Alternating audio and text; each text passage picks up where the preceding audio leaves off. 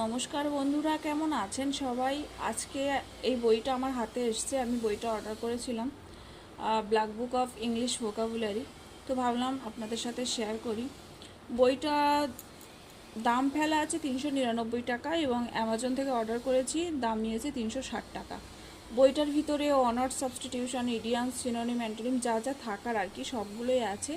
এবং আমি দেখলাম যে বইটার মধ্যে প্রিভিয়াস ইয়ার তো অবশ্যই আছে, এসএসসির প্রিভিয়াস ইয়ার তো অবশ্যই আছে, আর তাছাড়াও আছে এসএসসি ছাড়াও বিভিন্ন কম্পিটিটিভ এক্সামের প্রিভিয়াস ইয়ার অবশ্যই আছে।